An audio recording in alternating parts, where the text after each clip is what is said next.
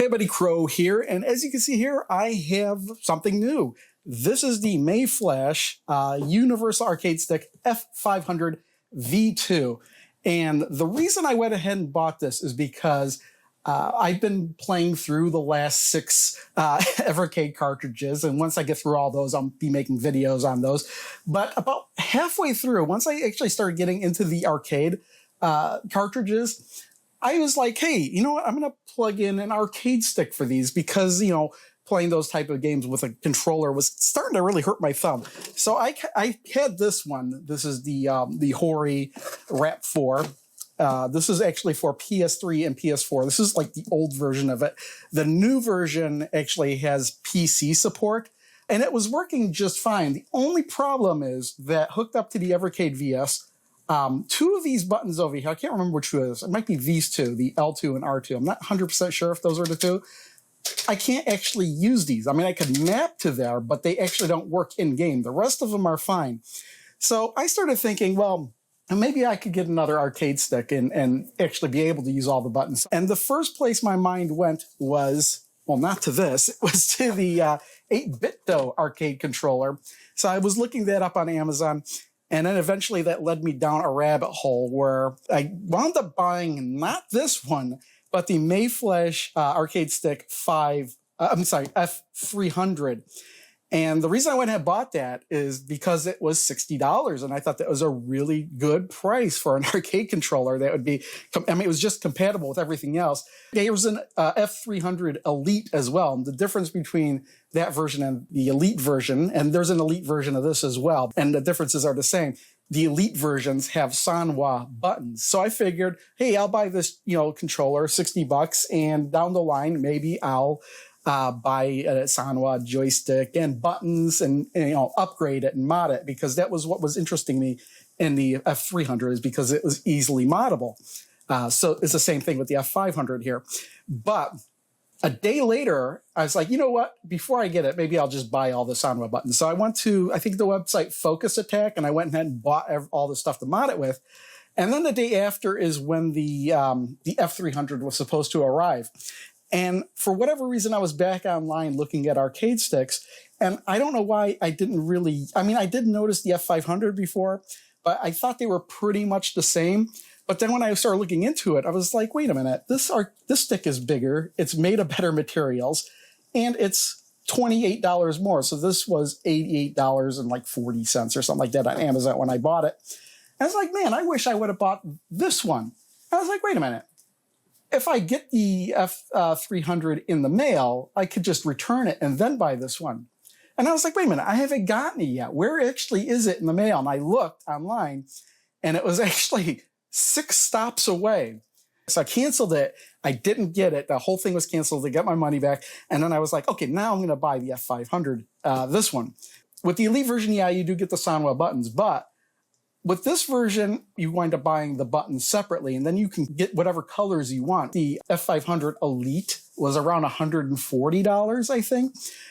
And since this was $88, around $90, and then I spent about $45 on a joystick and buttons on Focus Attack, it wound up being about the same anyway.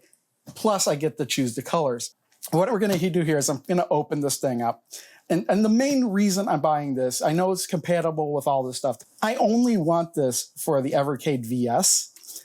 I want to see how well it works. And that's what we're going to do. We're going to open this up. I'm going to take a peek inside of it, and we're going to hook it up and see how well it works. And that's all there really is to it. And I am planning on customizing this more. Maybe there'll be a follow-up video on that. So let's just get this box open here.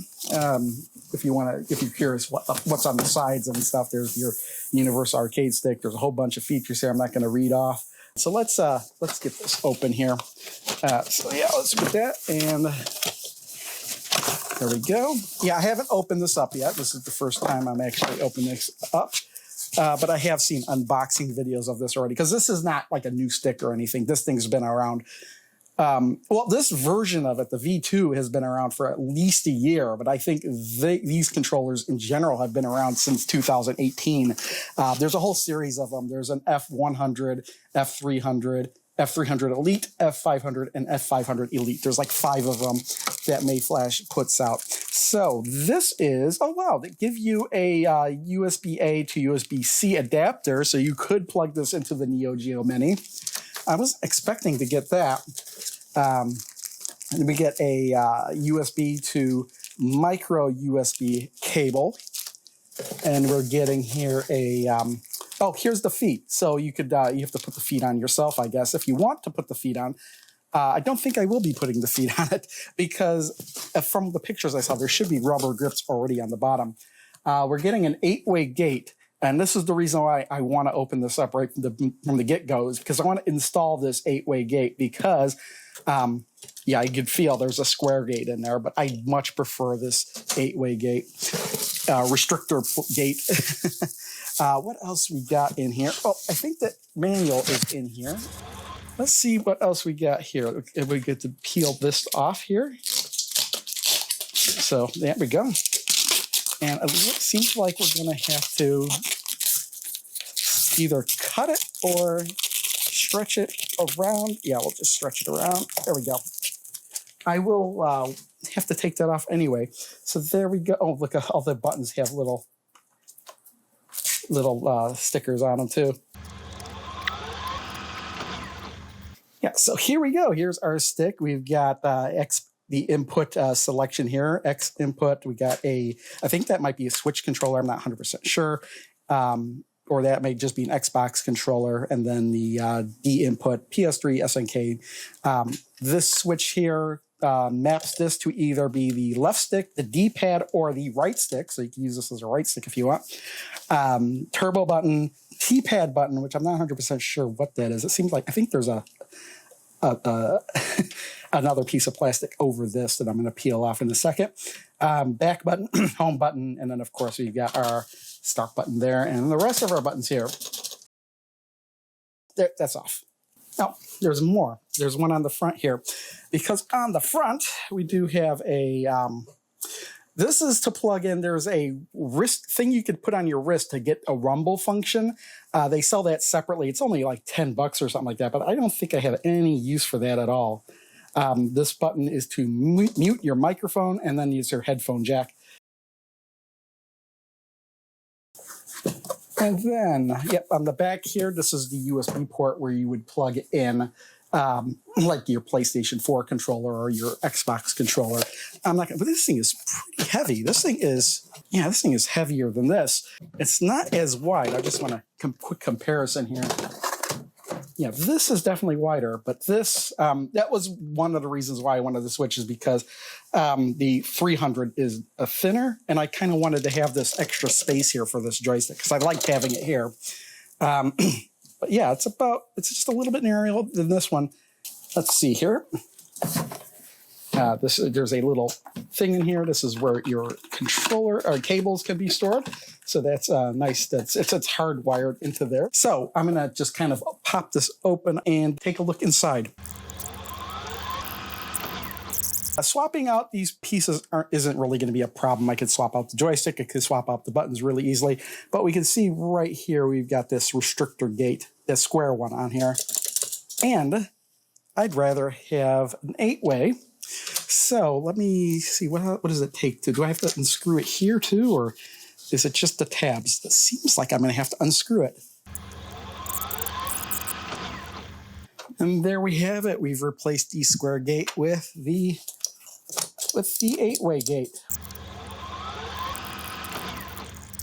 There we have it. So this thing is ready to go. Let's go to the Evercade VS and see how well this will work with that. All right, we're back, and it's actually later the next day. I was actually messing around this thing on and off for the whole day, and actually learned quite a bit about this thing.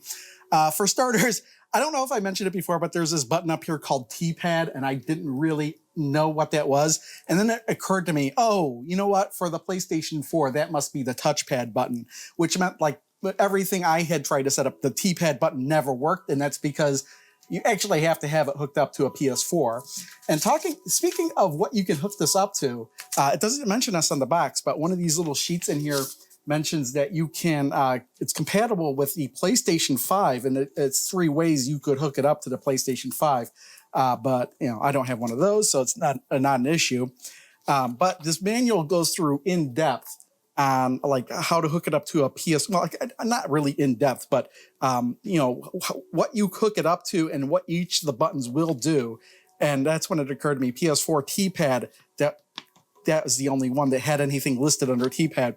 So PS4, PS3, Xbox One, Xbox 360, PC, Android, Nintendo Switch, Neo Geo Mini, and then it mentions the Sega Mega Drive and Sega Genesis Mini. And then, actually that's it. But also what's interesting is when you do plug this in, this mode light will turn on, and whatever color this light it happens to be is referring to what system you have it hooked up to. And because I have it hooked, I'm going to have it hooked up to the Evercade.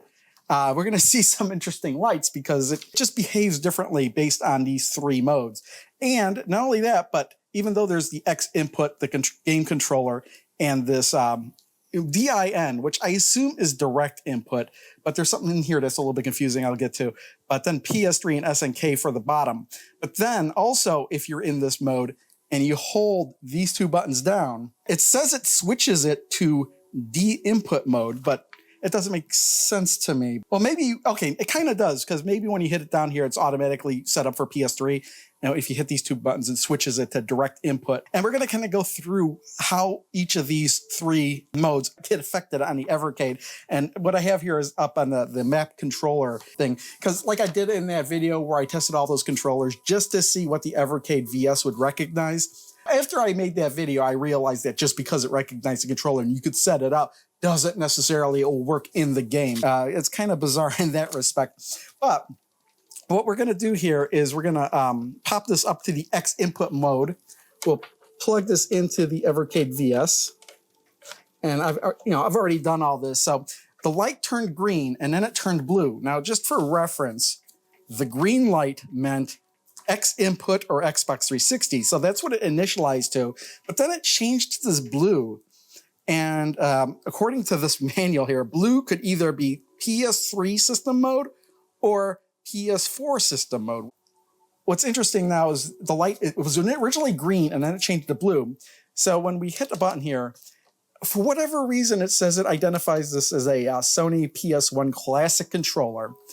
And that's all well and good. I tried this out. Now, if we go in here to map it, we can map everything, but there's a bit of a problem we run into because when we go through all the buttons to map all the buttons, then we get the L1, R1, L2, R2, and then we hit start, and then there's a select, and then we need a home button, but because it thinks it's the PS controller, it didn't have a home button, so the home button doesn't work, T-pad button doesn't work, all the other buttons are mapped. We can't map that final. What did I map it to? Hang on a second. Okay, I did this twice. And just by moving the D-pad again, it mapped home to analog 0. I have no idea what that's going to do. Let's save and apply. And what's interesting is when you save and apply on each of these different modes, it saves it in those modes. So if you swap it like from X input to the controller or down below, it acts like you've unplugged the controller and plugged in a different controller. So that's kind of interesting. But what in the hell? So let's just run Air Sea Battle, for example. I'm just curious. Can we get to the home? But I can't get back to the menu, so it doesn't make any sense. We've gone back to the map controller screen, and what I'm going to do is I'm going to flip it down to the middle option, which is the game controller plugged directly into the console. The light turns purple. What does the purple light indicate? I recall it being Android. Let's see here. Purple light is Android system mode, which kind of makes sense, I guess, because if you wanted the instructions for Android, say switch it to game console, then you plug it directly into your phone. So that's what this is interpreting. This is interpreting I'm plugged into the Evercade VS, but that's an Android system. And when we hit the button, we do see Mayflash Arcade Fight Stick F500 V2, which actually this is what this is, but there's a period before that all. And if we can hit all the buttons there, L2 and R2, they work here. But let's go map the buttons. We run into a slight problem here. And this is the same problem I had with the Hori pad, the RAV4. which is an older version. It didn't have this PC support, which is why I had this issue, I think. I think the newer model wouldn't have this issue, but L2, for whatever reason, it can't even map it here in the screen, L2 or R2. I don't know why.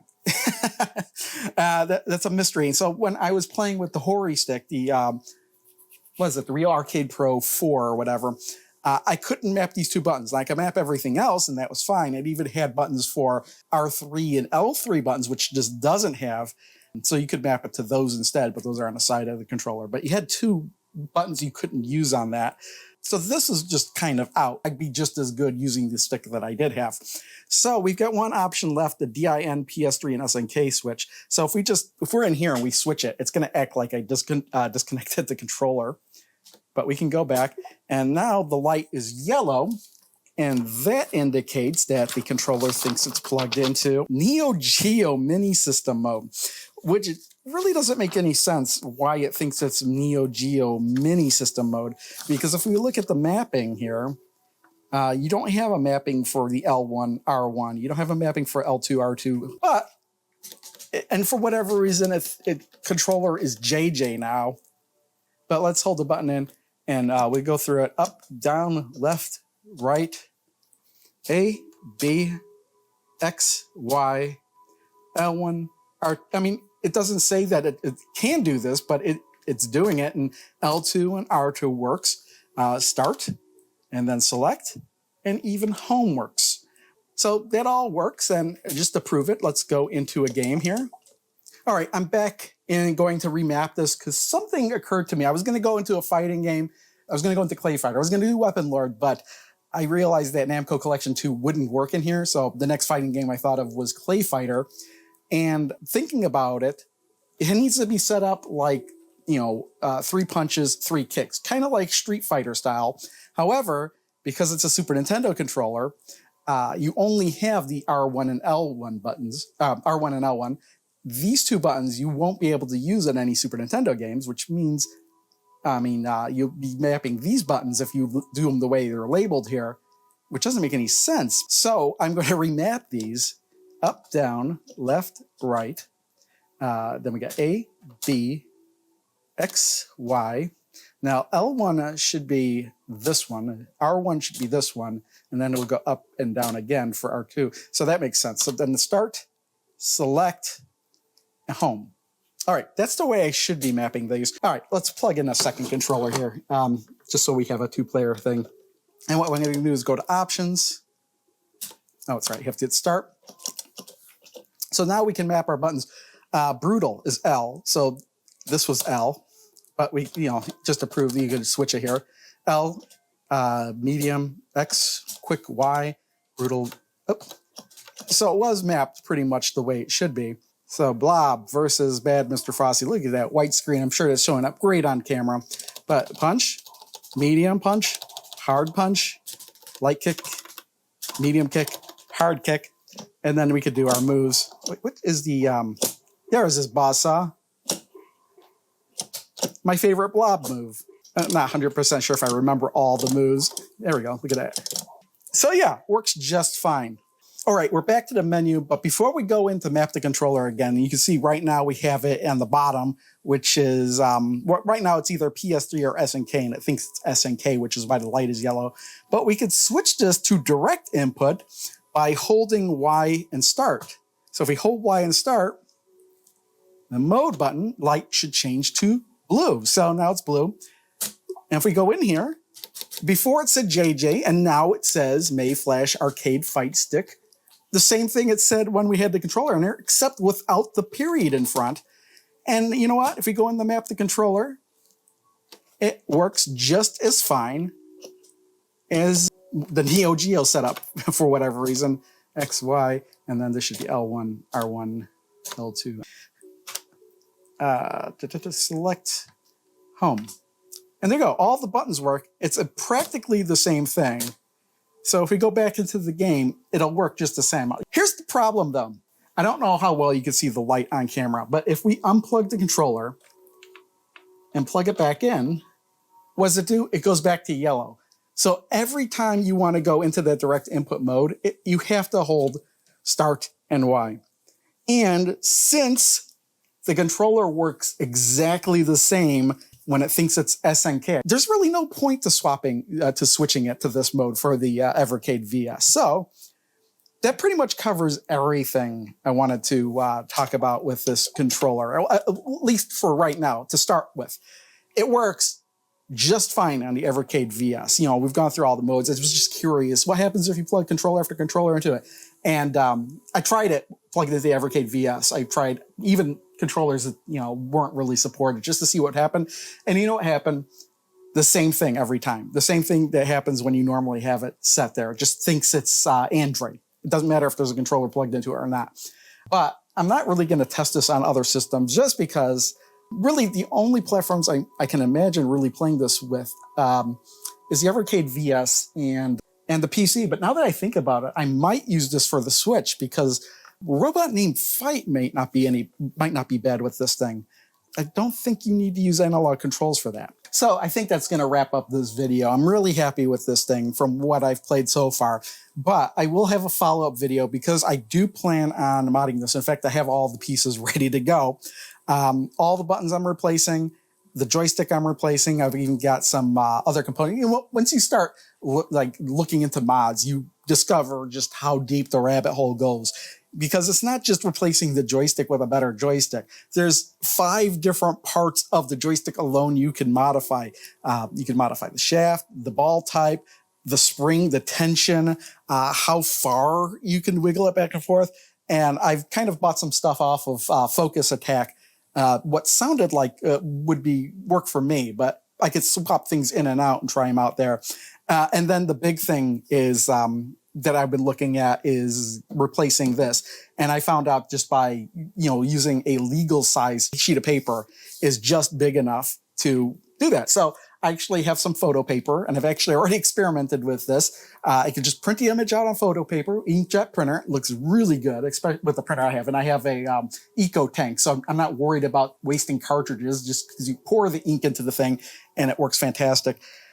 But I can't decide what image to use. I'm probably going to print up a whole bunch of them. You'll see those in the next video featuring this thing, at least the templates that I come up with, because I did print some out. I just didn't put button labels on them, which I think is something I'd want to do. So we'll leave it at that. See y'all next time. Bye.